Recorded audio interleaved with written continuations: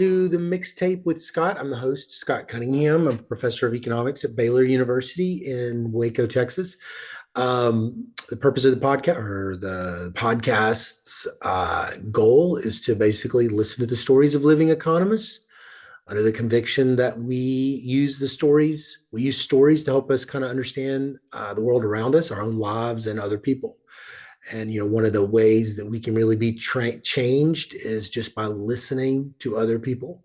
And that's part of the purpose of the podcast, is to just listen to the stories of living economists that we've all heard of, or many of us have heard of, but don't really know their work. Also related to that, we know their work, but we don't know them. And when we know their work, it's usually a kind of a selection on, y'all have heard me say this, it's kind of a selection on dependent variable thing. Why do you know this work? Because it's already impactful. It's already well known. It's already published. We don't know about the papers that died. We don't know about the challenges they had going forward. The purpose of the podcast is to try to talk to people and try to go back and hear their life lived forward, rather than just looking at the end of things when we read their papers, because all of us are living our lives forward. But then also it's a oral history of the economics profession. It's a non-randomly selected oral history, because all oral histories will not be the story. There is no the story. There's just biased stories. And so I have biases. My biases are: I love causal inference, love econometrics, love labor, love the story of the increase in the demand for PhD economists in tech industry, public policy economists. There's a lot of stuff like that I really love. But I also really love, within that area of causal inference and econometrics, I really love this stream of the design work, people like Angrist, Embens, David Card, Orley Ashenfelter, Princeton, and then the model-based approach, which would be 1%, it would be the structural work, would be generally what we're talking about. But within micro, that would be James Heckman. And so I've been trying to this year organize more interviews with the students of people. Now, I was already doing the students of Gary Becker. That kind of has slowed down a little bit. I'm going to probably pick that back up. But then I'm also doing the students of Josh Angrist, the students of David Card, the students of Hito Embens, and the students of James Heckman, which is a lead-in to this person who's also extremely well known. But, I kind of need these narrative hooks like that to kind of build this narrative in my head that helps me just kind of navigate the selection of people and try to build the story I'm interested in, which is the flow of Chicago in econometrics, and Heckman in particular and his students. So today's interview is with a professor of economics at the University of Wisconsin. Interestingly enough, he is the James J. Heckman Professor of Economics at Wisconsin, Christopher Tabor. Christopher Tabor is a labor economist and a kind of an applied econometrician. And he is one of Heckman's many students and co-authors and collaborators, and has gone on to be a very important labor economist and applied econometrician himself. He says in the talk he doesn't really consider himself an econometrician. That was news to me, but that's who we're going to listen to today. So thanks so much for tuning in. If you like this podcast, first of all, just say thank you for tuning in. Thanks for everything. And I enjoy so much doing it. And so it's been really fun to know other people get into the same kind of things as me. So that's pretty cool. And, but if you do like it and you think that, that you want to share it with someone, share it, like it, recommend it. But now I'm going to turn it over to myself and Chris right now. All right. See you in a minute. Well, it's a pleasure to have with me on the podcast someone that I've never met before, but known about Dr. Chris Tabor for a long time. Chris, thanks so much for being on the podcast. Yeah, it was great to have me. This is fun.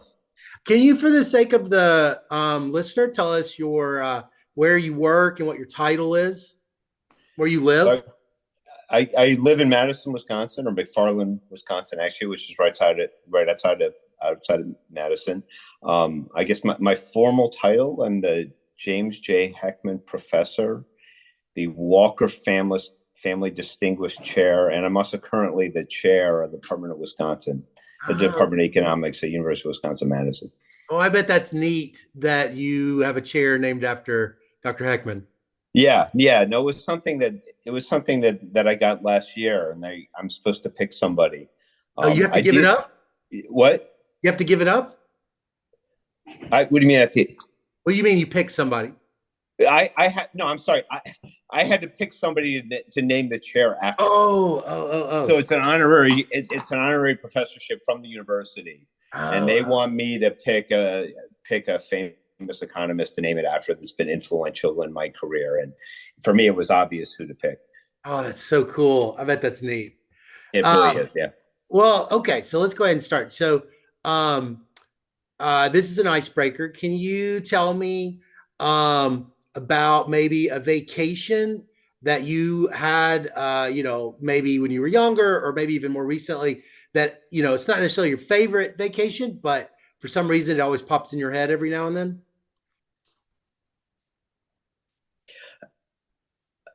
I mean, probably the most fun vacation I had was the first time we took my kids to Europe. So they were, I guess the youngest one was 6 at the time. And then, something like 10 and 12.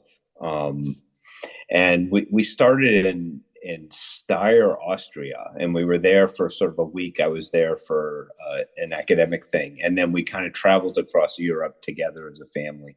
Oh, We've gone on other vacations, but nothing. I mean, that was kind of the first very big one, yeah. and it was a lot of fun. Oh, I bet it was fun watching them have fun. I bet that was really Yeah, neat. yeah, Yeah. and interact and see all the different things. Oh yeah. Wow. Yeah. Well, so where did you grow up? So I grew up in Connecticut. So we kind of moved from a bunch of different places in Connecticut. Actually, I lived in Philadelphia when I was very little. Um, but then and my parents kind of settled in Salisbury, Connecticut, which is the northwest corner of Connecticut. It's kind of it's the most rural part of Connecticut, probably. Oh, so you grew up in rural Connecticut?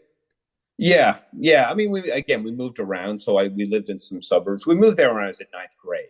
Oh. Oh, where were you before that? So I guess so going backwards, before that, I lived in Wilton, Connecticut, which is part of Fairfield County, kind of a suburb of New York. Oh, Before that, we lived in Bethany, Connecticut, which is close to New Haven, and then Oxford, Connecticut before that, and then Philadelphia before that. are those all close to each other? Are you kind of like moving, like your parents are buying houses, or what is They're all all, that I mean, Oxford and Bethany were pretty close to each other. about? Wilton's probably an hour away from those, and I mean it's Connecticut, so nothing's very far from anywhere else in Connecticut. Yeah. The first two places are super close. The other place are a little bit further away. What did your parents do for a living? Why were y'all moving so much? So my dad was a social worker, Hmm. um, and that's why. So that's why we're in Philadelphia.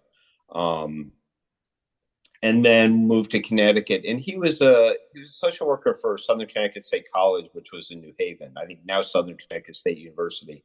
But then around then he had a career change. I don't know, when he was around 40 or something like that, and decided to become a minister. Oh, So then the last two moves, the first job his first job was in Wilton, Connecticut as a minister, and then he became minister in Salisbury, Connecticut, and was there for 25 years before he oh wow. retired. What denomination was it? United Church of Christ. Oh, was the family surprised when that happened, or was that you could see that coming?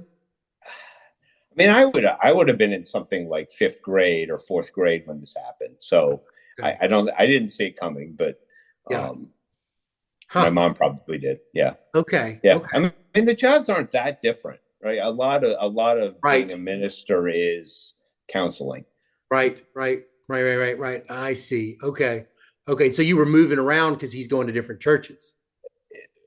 The last two, most of the moves actually were in the social work days. Oh. So Okay. he only ever served in two different churches. Okay. Well, so did you have any siblings? Yeah. Actually, I have five different or six siblings. Five Oh, siblings. Sorry, six of us. Yeah, wow, wow. So, where are you in the birth order? I'm the oldest. You're the I'm the oldest. oldest. Yeah, Okay. and the younger two are much younger. So the younger two are the age of my kids. Oh, Um, wow. So, when you were moving so much, was it hard because you're like, having to lose friends and then start new ones and all that kind of stuff? it was, and again, a lot of the moves were when I was very young. Yeah. So a bunch of the moves were um, before kindergarten. Okay. So then after that, it was really only two. So we lived in Bethany when I was in kindergarten. We moved to Wilton when I was in between fifth and sixth grade, and then Salisbury between ninth and 10th grade, or Yeah. eighth and ninth grade. That's when I moved Yeah, to eighth and ninth. But even that can be that even that's kind of actually pretty hard. yeah, Yeah, yeah. that because then all the friendships have already been they're a little bit Right. That harder to that crack. was that was definitely the hardest Yeah, of the moves. Yeah. yeah. So where could I have found you on a Saturday, like, but before that ninth grade move, before that eighth grade move? What would you have been doing on a Saturday? Hanging out with my friends, Yeah, probably decent chance watching sports, watching yeah, some football. Well, I get some football or some basketball. Yeah, yeah. You were pretty athletic or pretty into sports when you were younger. I was not athletic. I was. I actually became a decent cross country runner in high school, but prior to that, I was not a good athlete. But I enjoyed watching sports. Yeah. What was your Yeah. favorite sport? I mean, what at the time? So this would have been in the 1970s, living in Middle Connecticut, which would meant this is a time when half of the kids in the class were Yankees fans and half of the kids in the class were Red Sox fans. Oh, So I was a Red Sox fan, oh, okay. but your alliances had to be pretty strong. Okay. Well, so what did you want to be when you grew up? When you were like those early days when you're like, here's what I want to be when I grow up. That's interesting. I mean, for I don't. When I was really young, I don't remember. I For a long time I was going to be a lawyer. Hmm. Like, and I mean, this is more kind of in high school. I don't know. For some reason, I saw law as an interesting thing to do. Hmm. Some thoughts about going into accounting. Hmm. What kind of student were you in high school? I was a good student. Yeah, I wasn't a great student. I wasn't a great student in eighth grade, but I kind of came to my own in high school. Yeah. And yeah, I did very well in high school, and I went to the University of Chicago Yeah. Yeah. as Yeah. an Yeah. undergraduate. So Right. Right. What kind of stuff were you? What kind of student would if your teacher if I could have talked to your teachers, they would say, "Well, Chris is this kind of student." What would they have said? I thoughtful and hardworking. I think they would have said. Hmm. Hmm. Well, so what did you know about the University of Chicago before, when you were applying for schools? As a young person, how did you even like, how did that even, what was your That experience? it was a strange thing actually growing up in Connecticut. You're very much used to the schools on the East Coast, and you Right. maybe heard of some schools on the West Coast. Um, but I like there's that famous picture of New York, like the Yeah. world is New York, where like you don't even see the Midwest, and Right. that's kind of the way that it was Yeah. in Connecticut. So I sort of planned on going to probably school in somewhere in the on the East Coast. But I remember just going. I had never heard of the University of Chicago. And I remember seeing it in some college book and reading about it and saying, "Oh, that seems kind of interesting." What kind of Um, stuff would you read about? The great text stuff? no, I'm talking about like college admissions things. Oh, okay. Yeah. Yeah, But no, just college admissions. Yeah, describing different schools that you could go to. So I but saw the University of isn't Chicago. it that great text tradition? They have that Yeah, big, it is. yeah. Yeah, What yeah. was it that really stood out though? Was it that or was it something else? Um, I don't know if it was anything. I mean, I applied to a number of different schools. I ended up my choice. I got it actually from my both of my parents went to Penn. Hmm. Um, I think both of my grandfathers went to Penn, My Huh. grandmother got a master's degree at Penn on one side of the family. On the other side of the family, I would have been the fifth generation at Penn. Wow. Um, so that was sort of where I thought I would go. Yeah. I got into both Chicago and Penn, but then ultimately decided Chicago was a better place. So there was also a more generous financial aid package from Chicago than from Penn. Yeah. So which is kind of where I end up there. You know, for a lot of us, it's just these kind of random things. Well, Um, what was Chicago like for you when you first show up that first year? I mean, what's the atmosphere like, and what was it like for you? for me, it was. I mean, Chicago has this reputation of being very academic, very studious, you know, very nerdy with nothing going on. Socially, for me, it was kind of the opposite. I got really lucky, and I ended up in a house. The Chicago divides things up in houses. So a house is kind of a social thing where you get to know the people in your house. I end up with a bunch of people in the same house as me that had similar interests, Mm, um, and formed friendships with them. And they're still my closest friends in life are those friends. And I mean, I was texting. We have group text that I was on this morning, talking about what happened in the NBA yesterday. right. Yeah, I have that kind of thing too. It makes a big difference as an adult having those college buddies. Do y'all get Yeah. together and do stuff? Yeah, Camp? we get together. Yeah, usually a couple times a year. Actually, they all live on the East Coast, so they actually get together more often than me. I usually see them once a year, and then actually once every 5 years, we kind of do our own reunion in Chicago. Mhm. And that's a bigger group of people than the people that I see all the time.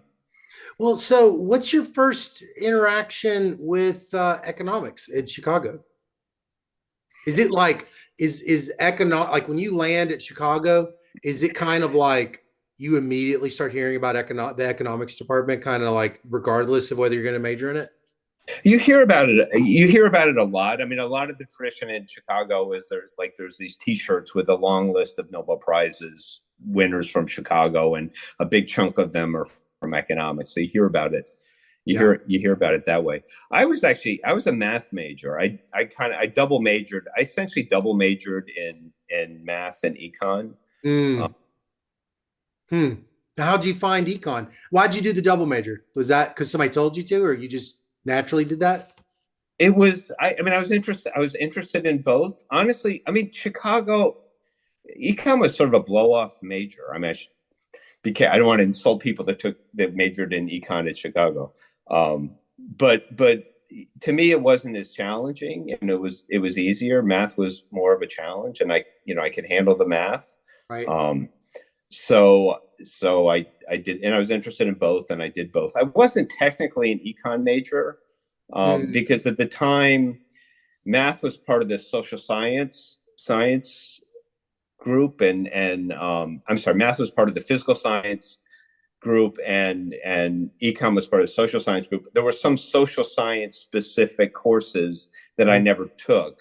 Yeah. Um, so So I you didn't took take all the econ, but you I didn't do the took all of prereq. the econ to qualify for the econ major, but like I didn't take Western civilization, which was something that I would have had to take in Yeah, yeah, yeah. Right, right, to right. be a social science major. Well, so what was it then about if it, it's not like it was pretty easy. What was it about econ that if you remember, sort of like catching a little bit of your heart though? I mean, I think I like economics, like a lot of us like economics.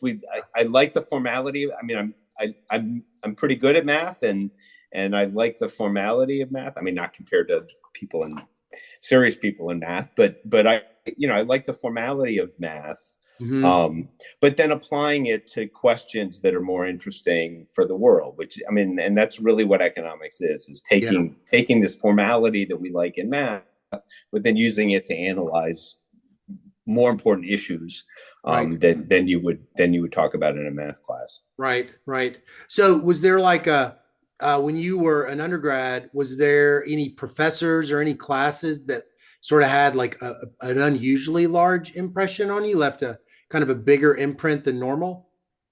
The very first class I took was Sam Peltzman, Oh, um, taught like Econ 101, yeah. and Oh, I so can it's not still like remember econ. that. Yeah. Oh, what's he like as a professor? He's great. He's very engaging. Um, Mm.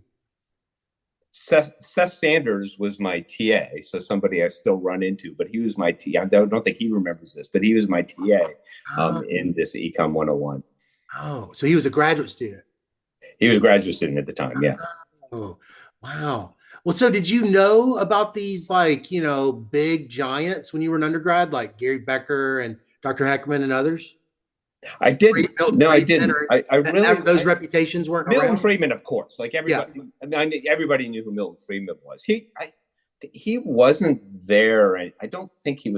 I don't remember exactly when he left. It was certainly before I started graduate school, but I think it was actually before I started undergraduate. So Mm. I mean, Milton Friedman at the time was.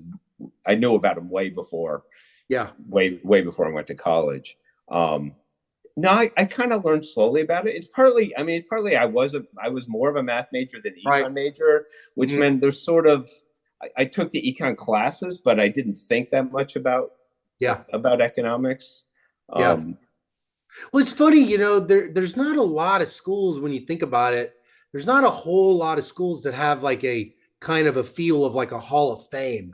But Chicago kind of has this feel of they like definitely do. Hall of Yes, Fame going back like 50, to Aaron director or director and, just going back forever. It's just right, filled with characters. right. Yeah, for a very long time. Yeah. Did you feel that when you were an undergrad or even Oh, get for like, sure. As an undergraduate, no, no, yeah, I didn't.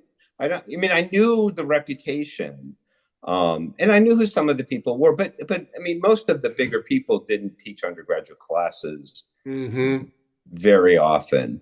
mm-hmm. Um, I think I'm. Yeah, I mean, towards the end, I did. I took a class with Fogel actually. With I Fogel. might have been with Fogel. One of the last classes he taught on, of course, on slavery. Oh, Um, I took he already as won a the Nobel senior. Prize? No, he had not won the Nobel Prize at that Oh, point. Yeah, I guess so. I guess, but at that point, like I knew who he was, and I knew yeah, he was a really big figure. So I right. think by my senior year, I knew who they were, but it took a while. What about Becker? Because you ended up doing all this education and labor later. What did you know about him when you were an undergrad? I knew it was actually a funny.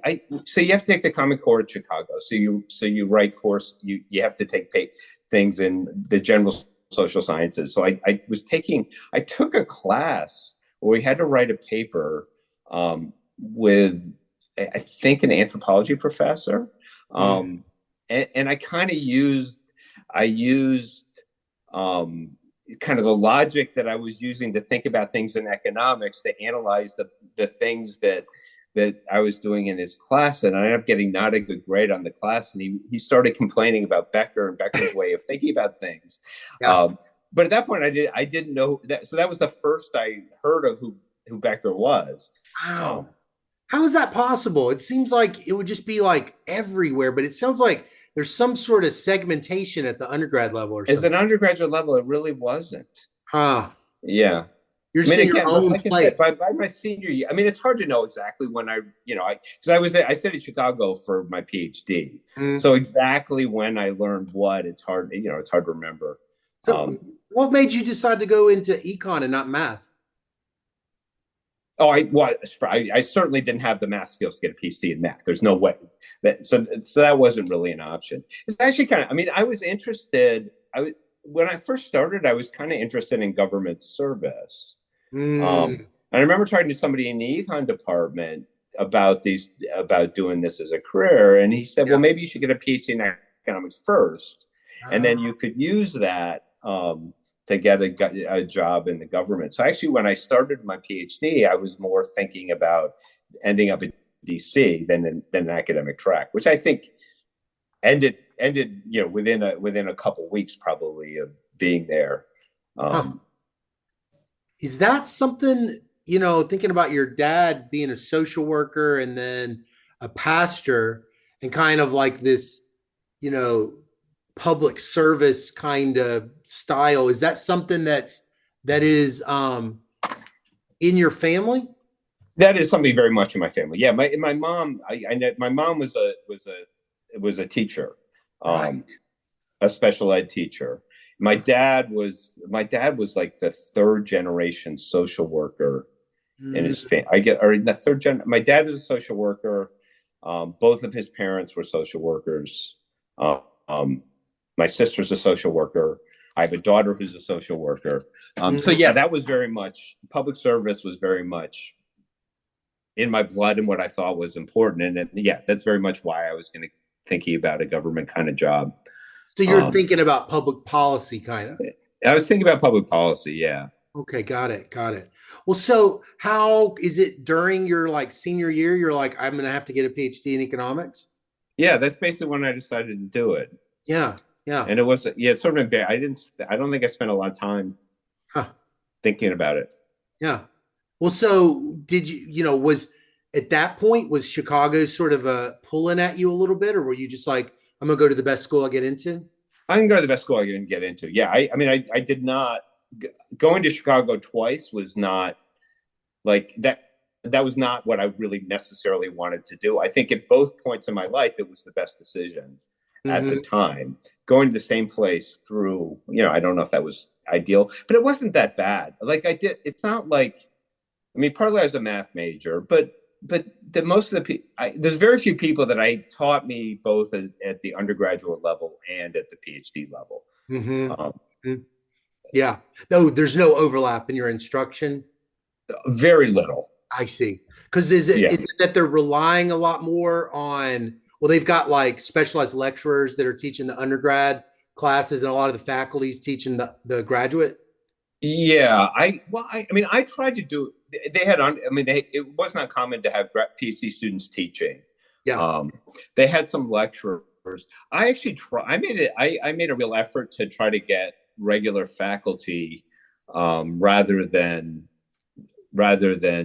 graduate students teaching. But a lot of the people that I'm taking were assistant professors. Yeah. Um, some of whom were no longer around. Yeah. Um, Well, so you get there, you take the famous price theory class with Becker, is that right? Yeah, as a PhD student. As a Yes. PhD student. So what's that Yeah. first year like when I you're was. Yeah, but it was amazing. I mean, the first year was amazing. I mean, Becker's class was probably the most influential single class in my career. ah, He gets you to think like an economist. ah, Um, and that go we ahead. would just spend hours like working on Becker problem sets. Mhm. Um, people in my study group.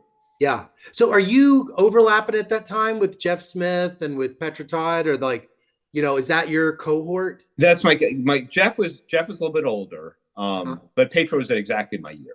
what about David Mustard? Was he also at that He time? was a year younger than me.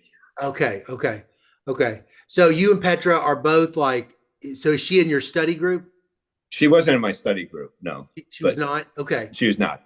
okay. So so Becker teaches.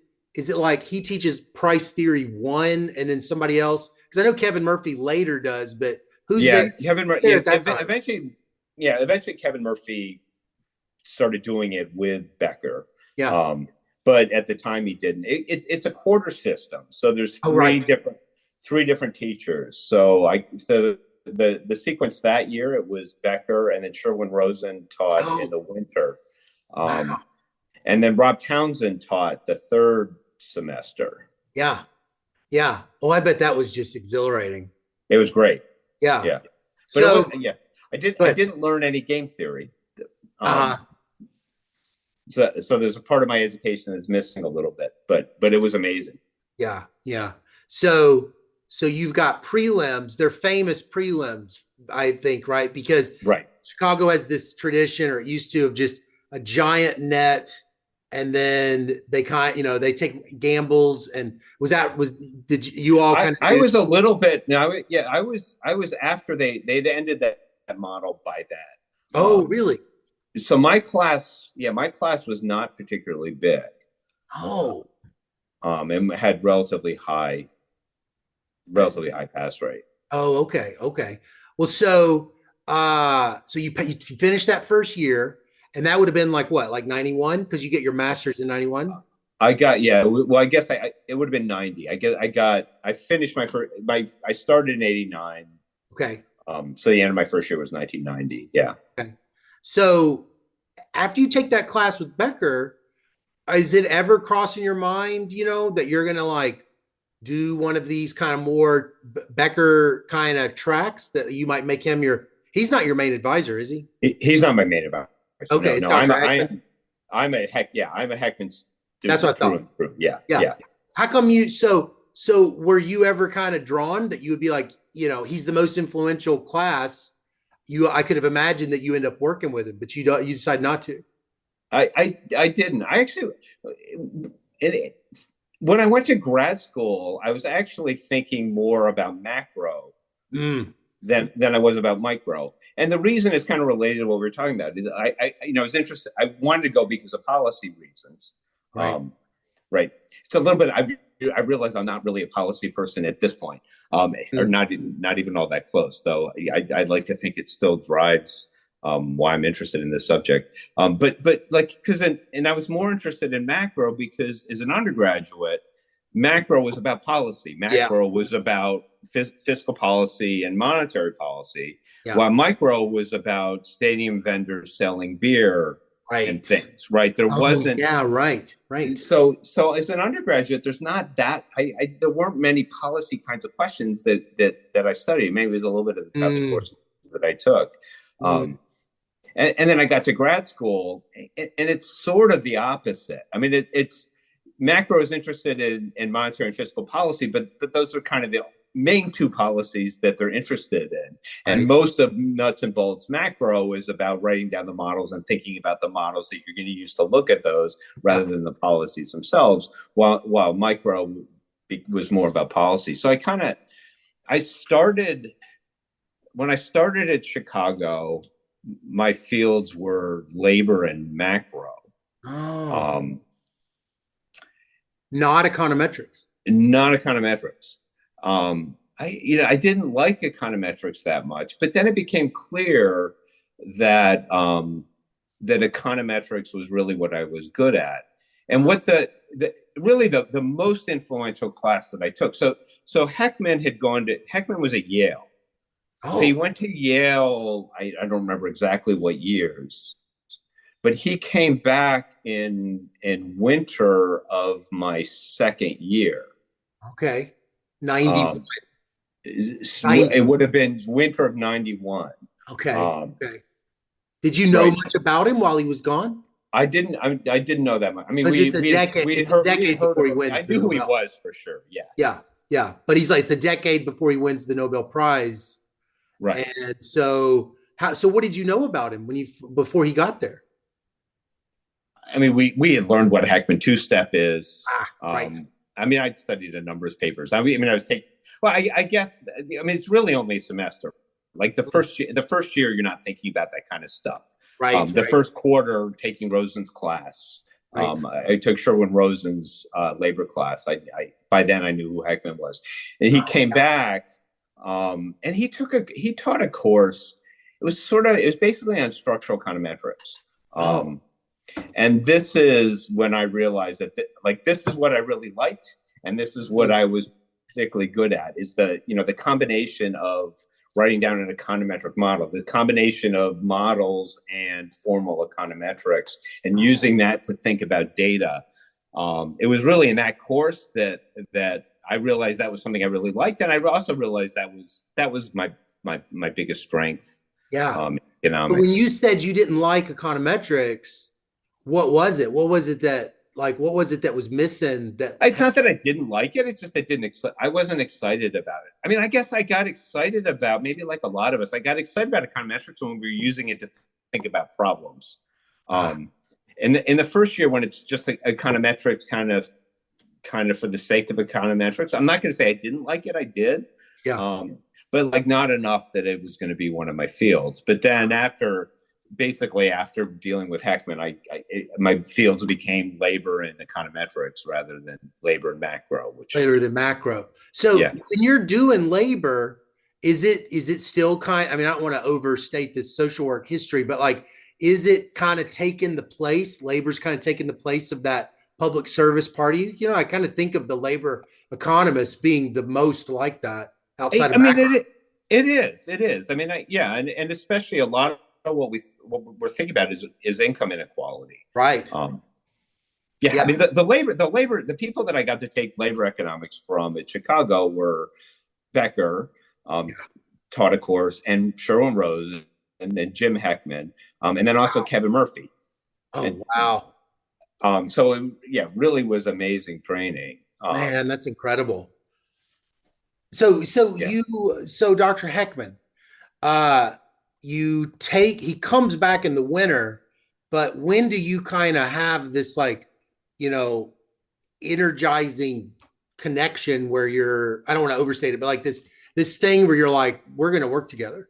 No, I actually started working for him. I was looking for an RA ship, and I actually started working for him as an RA right away. Like I think even before he had moved back from New Haven. Oh, oh. How are y'all talking? Email? No. Is email around? What? How are y'all talking if you No, didn't? no, email was not around at the time. No, How's it? I guess I guess I mean, he visited. He hadn't moved yet, but he would come to Chicago. I don't remember exactly the details, but he Yeah, hadn't moved his house, but he had moved back to Chicago in terms of the job. got it. So he was in the department a lot. Okay, okay. So I So talked to him in person. Yeah. so like if you could imagine that this isn't the right example, but like say that you had Gary Chamberlain or Hito Embens or some other kind of person as an econometrician had been your advisor, which obviously you haven't. But if you had them, what exactly is like the value added that Dr. Heckman had for you if you just had to speculate and explain it to a normal person? He has a way of thinking about the world, and he has a way of thinking about econometrics, um, yeah, it's partly that it's been incredibly influential, but I think it's also like that's how I like to think about it too. I think I think how my life would have been different if he had stayed at Yale and not come back. Um, and I don't know what I would have ended up doing. You might not have done But econometrics. I probably wouldn't have. I don't know. I Oh, might have. I might have. yeah, yeah. So when you say how did you say it? You said it's his formal way of thinking, or what did you just say? His way of thinking about econometrics and thinking, this way of combining, I mean, there's a way of formalizing, combining economics with econometrics, Hmm. and using formal models Yeah. to think about data. Uh, I think is extremely useful. I mean, and it's it not, felt very different. You didn't have anyone else that quite like was like that at Chicago to learn from. no, not at the time. Okay, okay, okay. So what do you end up working on for your job market paper? So my job market paper. I mean, it was about the return to college in the '80s. So the college went up. It was a standard selection problem. So is this return to schooling, or is it just an increase in the return to ability? Yeah. Okay. Okay. Okay. How'd you approach it? It's basically a selection model. So it was a dynamic programming selection model where it's a two-stage thing. First, people are deciding whether to go to high school or not, and then conditional on high school, do you go to college or not? Okay. Okay. So when you write that dissertation, I don't know if a lot of people are like me, but did you immediately kind of see yourself as like I'm a particular kind of labor economist? I like have like a particular approach, or is it so unformed at that time? You wouldn't have like necessarily a intellectual identity the way that you do now. I mean, I think I was more on the edge of econometrics at the time. Um, I mean, when I first went on the market, I would have thought of myself as as much an applied econometrician as a labor economist. But the first paper really that I wrote was an econometrics paper. It was on identification of dynamic discrete choice problems. Uh-huh. Um, Ended up getting into the Journal of Econometrics. So I wrote that paper first, and then my job market paper was on return to schooling. They were closely related. It was a similar model. Okay. One was purely identification paper, Yeah. and then the other was an empirical Where paper. did you place that job market paper? It went into restud. Oh, that's the restud. Okay. Yeah. Okay. Wow. Wow. So then you graduate, you go to Northwestern, and I'm just curious, tell me, some people uh they kind of hit the ground running. They've got the whole thing sort of figured out, and the track to tenure is, you almost can tell those people from the moment they get there. It's like it's going to be successful.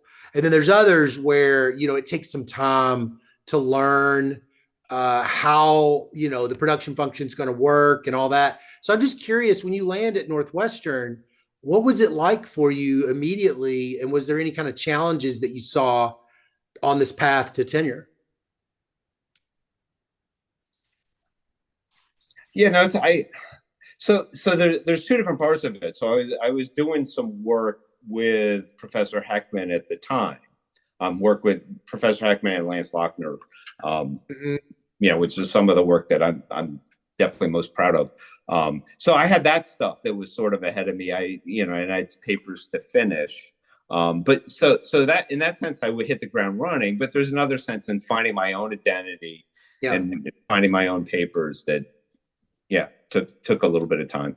How did it feel? Would you say it was like a difficult tenure track, like psychologically, or did you sort of feel like there was a point where you just kind of found your groove and you knew how you were going to do it, or did you even think about stuff like that? Oh no, I was. I mean, it certainly. Yeah, I didn't know I was gonna. I mean, I never thought I was gonna get tenure until they called me up and told me I was gonna get tenure. So it was not. Okay. Yeah, no, yeah, I think I was probably a pretty marginal case in Northwestern, and I'm glad they believed in me. So yeah, no, it was very nerve wracking Yeah. um, Yeah. during the time. Well, so when you go up in '01, a lot of people have to fill out, they all do this tenure packet, and they kind of end up trying to communicate who they are and what their work is. And then the letter writers will do that too. And I'm just curious, like, what kind of economists were people trying to explain to your colleagues or just even to yourself, like, Chris is doing this kind of work and he's this kind of econometrician? What would they said back then? I mean, I think so I was, it was sort of interesting. I mean, it's kind of weird thing. I'm no longer thinking of myself really as an econometrician.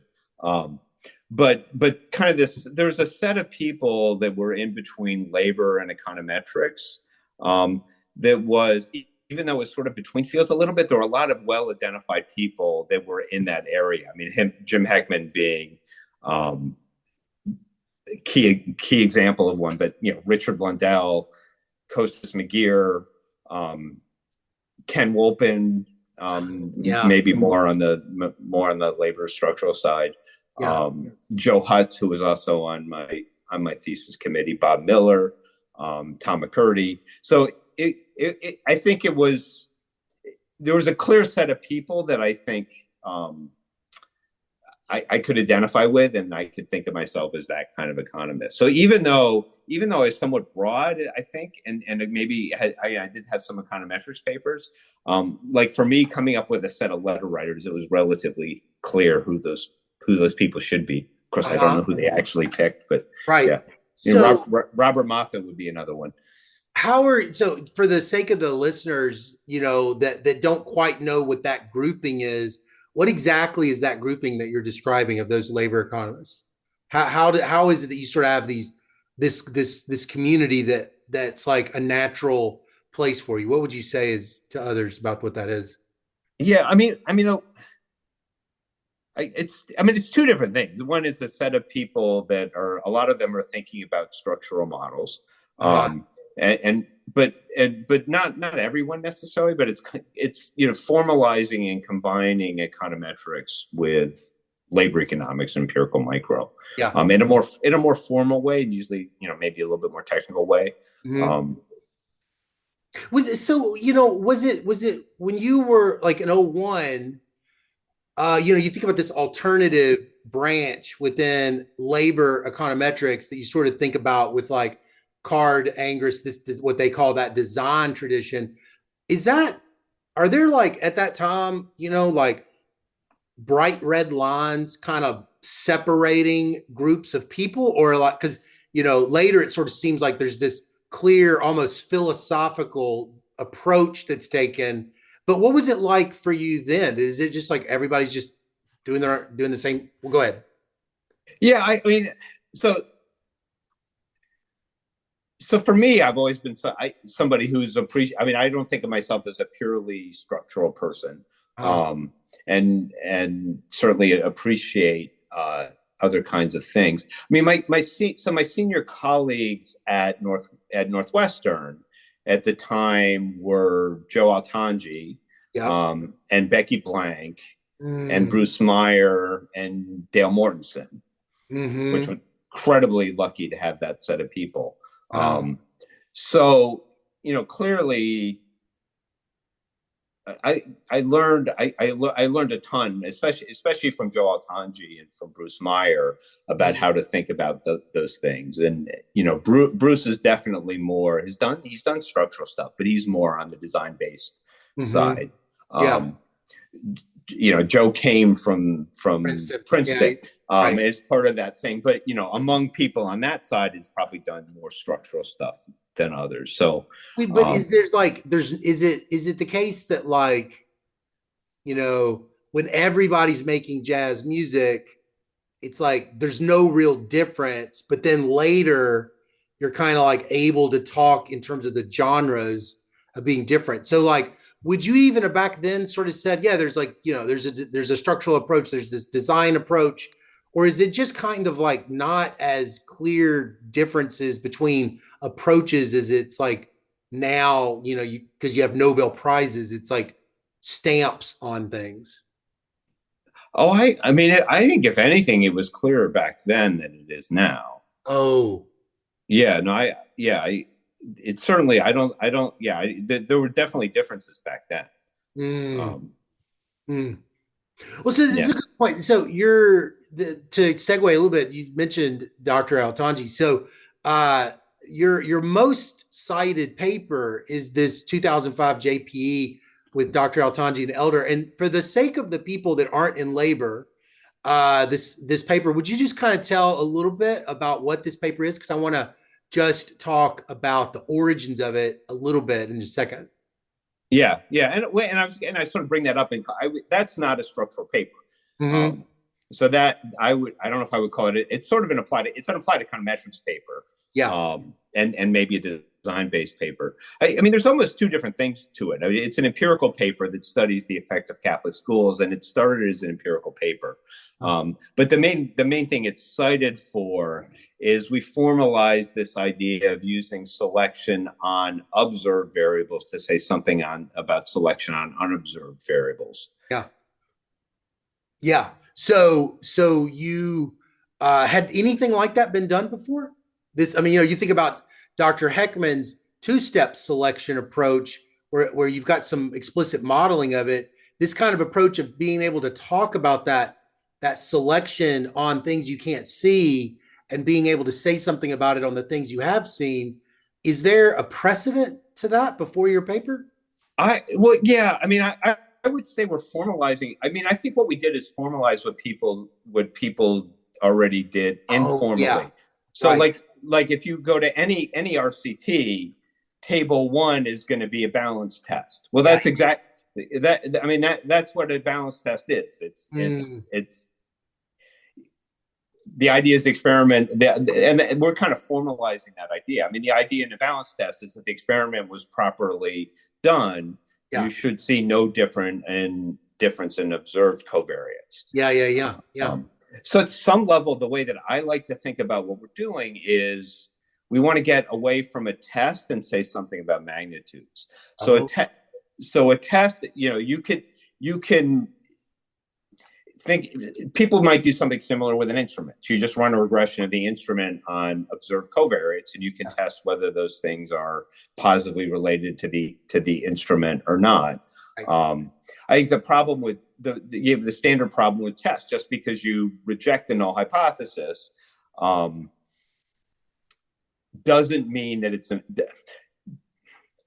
I'll say it the other way again. The fact you accept the null hypothesis doesn't mean that it's true. So if you have real crappy observed variables, they might not be correlated with the instrument, but you're not gonna reject the test. You Right. also might if you have a big enough data set, you might reject the null, Mhm. but that doesn't mean that the bias is large. So the idea of our paper is to formalize that and Mhm. say, suppose that selection on the unobserved variables is the same as selection on the observed covariates. How large would your bias be? Yeah. So to me, it's really the idea of doing these tests and using observed variables to think about validity of an instrument, or certainly an RCT, that had been around for a very long time. Mm. What we're doing is we want to formalize it, put a little bit more, make some stronger assumptions about it, and then use that to say something about whether the bias is large or small. Mm. So What's it's getting magnitude rather than just whether you accept or reject a test. well, That's how I would think about it. where does the idea start? You and Dr. Altanji are at the school together, but Dr. Elder's at Illinois, right? No. Todd was a PhD student at the time. Oh, he's a PhD student. He was a PhD student at Northwestern at the time. Oh. No, it's actually it actually kind of came generically. We had an idea for an instrument for a Catholic school. So it started as applied paper where we want to look at the effect of Catholic schools on outcomes, and we had an idea for the instrument. But then we were getting sort of crazy results. And Mm. then we did this sort of thing where we looked at the relationship between the instrument and the observed variables and realized that's the problem. And then we did similar things with other people, other instruments that people had used in this literature, and also saw this problem. Mm. And then we did something else that seemed like it worked much better, just kind of playing around. And in doing that, now we decided, okay, let's formalize this. Let's Mm. people think about this, but let's think about exactly what it means to Mm. say the observables are the same as the unobservables, right? And that's, I mean, at some level, that's a contribution, is writing down a model that can allow you to say what that means. Yeah. Yeah. What was the response that when it was a working paper and you're presenting it? What was the reaction that you noticed it having? A huge heterogeneity. Oh, really? Yes, yes. Some people just loved it. Some people thought this is really important. This is revolutionary. Um, this is going to be really important. Other people said, "Oh, this is BS. Like, why would selection on the observables be the same as selection on the unobservables? That doesn't make any sense. It's an arbitrary assumption." Um, Mm. But it was one that people kind of had been doing. I mean, yeah, it's one that some people have been doing. Yeah, I think maybe the people that didn't like it weren't necessarily the same people that were doing the balance test. Mm. Um, Well, now it's like cited, 400. I mean, it's interesting to watch it. It's like, sometimes you see these papers that have a parabola, and yours is just this monotonic increasing. When did you guys start to notice that this paper is probably having an impact and being influential? like you said, it was sort of gradual. I mean, Uh, it got fairly cited. It got cited a fair amount relatively early. yeah, Um, and yeah, I think Emily Oster's written a paper yeah, that a lot of people have used, and I think that has certainly helped our citations, because I think a lot of people that use her things will also cite us as kind of an earlier step in that process. right. Yeah, I was kind of wondering about that too. Well, this other paper that I just kind of wanted to briefly touch on, it's kind of interesting too. It's one of, there's, until this recent wave of diff and diff papers. I mean, there wasn't a ton of diff and diff kind of technical work, but you've got this 2011 review of economics and statistics with Timothy Conley, and I just was wondering, how did you guys even latch onto that one too? That idea of this like small number of policy changes. This was something that just always kind of bugged us. Uh, Actually, we maybe the thing that pushed me to do it, like we used it as an example in our paper. We talk about Sue Donarski's Hope paper. Mm, At one point, I was a discussion on that paper, mm, and I think I was certainly I read it. I think I was a discussant, and it was just in thinking about. I was thinking about that. I mean, it really wasn't unique there, but thinking about this problem where it didn't really make sense to use this asymptotic approximation, where it's right, kind of with a sample size of one. right. Yeah. Well, so I mean, there's kind of like your paper, there's Abady's synthetic control paper, there's DiNardo and has that AJ policy paper that comes out in 2010 where he does randomization inference. There's it seems like there was this like stuff in the air a little bit about small number of treatments. It's not always diff and diff, but it's like small number of treatments. Is that so? There was like people, and even really, when you think about that Bertrand, Duflo, Muhlenthal of Yeah, like, just kind of thinking of inference in diff and diff, even. So there must have been something going on that's like getting more focus or something. Is that yeah, right? no, I think so. I mean, I think diff and diff was. I mean, it's partly that just diff and diff was becoming a very popular method, which lots Yeah. of people were using. And Yeah. just when that happens, more people think about what you're doing with it, Mm-hmm. Mm-hmm. and they haven't stopped. So you and Dr. Conley work on it. Is he at You're at Wisconsin at this point, right? Oh, 07, you get to Wisconsin? It took us a long time to write the paper. We started working on it. Actually, we started working. We were together at Northwestern. Oh, Um, okay. Okay. Actually, the three of us were together. We were undergraduates at Chicago at the same time. Then we were graduate students at Chicago at the same time. And then exactly the same year, we moved from Chicago to Northwestern. Y'all both got the job. Y'all followed each other a long time like that? We went exactly at the same time. But we went He's from not one of your Chicago to buddies Northwestern. from, he's not one of your college buddies, is he? The guy you're, I didn't know him as an undergraduate, oh, really. okay. I mean, Okay. I knew we had talked, but Oh, we didn't know each other from college very well. so he's just like a light, he's like one of the, he's one of your old career friends. Right. So we talked, Oh, yeah. So we spent lots of time talking about econometrics together, applied econometrics together when I was at Northwestern. huh. So I don't remember if the project started. I don't remember if the project started while he was still at Northwestern, or I mean, he moved to Chicago after that. Yeah. So we certainly worked on it while he was in Chicago and I was at Northwestern. Yeah. Well, so now looking forward, what now is it you're kind of most excited about in the stuff that's coming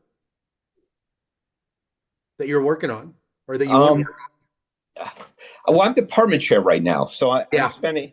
So anytime I do anything, um, I'm excited to actually do research rather than administrative thing.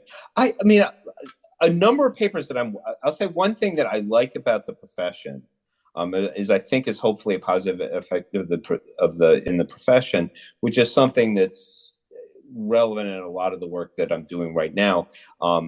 Is using indirect inference, um, where you take as auxiliary moments something that comes from a design based experiment. So it's a way to me of combining design based work and the creativity of identification and design based work, but then using it to inform structural models. I mean, I think this is an important area that the profession has developed Yeah. in during the last 20 years since I've been here. Yeah. But I think that's a particular powerful way to do it. Ah. So that's like stuff that you've kind of got in your pipeline that you're most excited about? Yeah, I mean, I have papers. I have published papers that have done this too. Oh, So okay. I actually don't know this it's area. not only new stuff. Ah, okay. Yeah, But yeah. I think pretty much all of the papers that I'm working on are doing some level of this thing. I mean, Mm, I think two papers that I'm working on, one active one or one. I guess neither of them have drafts. One is closer to draft than the other, but one we're using RCTs about tuition subsidies to estimate a structural model of college attendance and completion. So the elasticities of the model are going to come from RCTs and from design based stuff. But then the advantage is you can put that in a structural model. Then you can think about alternative kinds of policies that people could have done.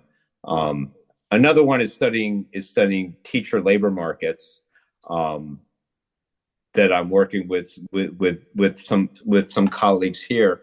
And there we couldn't find a good way to estimate elasticities of supply into teaching. So we ran a survey to ask students what they thought, and then we're going to use that to inform the model. Oh, that's cool. Very cool. I only tangentially know about this work, and it's mainly single papers in development and things like that. So I don't know a ton of that. That's cool. Well, so I'm running out of time, so I want to wrap up. This is kind of a weird question. I ask people it every now and then. I still haven't figured out how to ask it or where I'm going with it. But if you could go back and talk to your old self, right when he got to Northwestern, or like maybe 6 months later, and you guys have a beer and he knows he's talking to you. All right. I'm curious, about he's got all these sources of uncertainty that he's thinking about himself and the future. And of course, with you, it's all resolved, but you're not going to be allowed to answer specific It's not really all questions. resolved yet. I still not done. Yeah, you're not done, right? Yeah, exactly. But you've like resolved some of them, and I'm just curious, like you're not. I don't mean like, hey, be sure to submit your job market paper. I mean more like, what do you think that you wish you could tell him about, the stuff that has turned out to be really the best part, the things about the job that maybe he just needs to know are the best parts of the job, and then the other parts of the job that maybe seem like they're the most important, but that maybe you now see it a little different.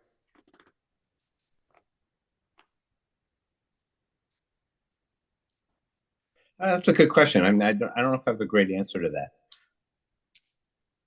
I mean, advice about doing research. I think sometimes I would get too isolated, and I would work on problems for a very long time that weren't very interesting. Like if I was going to give professional advice to myself, it would be talk to people more, because sometimes we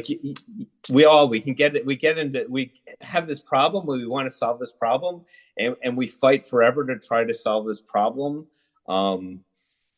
Without thinking about whether the solution is actually interesting to anybody else other than themselves. Right. So if I gave a piece of professional advice,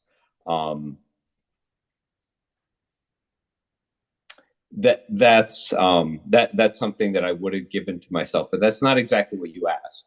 No, that is kind of interesting. I mean, you're saying that that's something that over time you realized had been it was a shift in your productivity or satisfaction a little bit.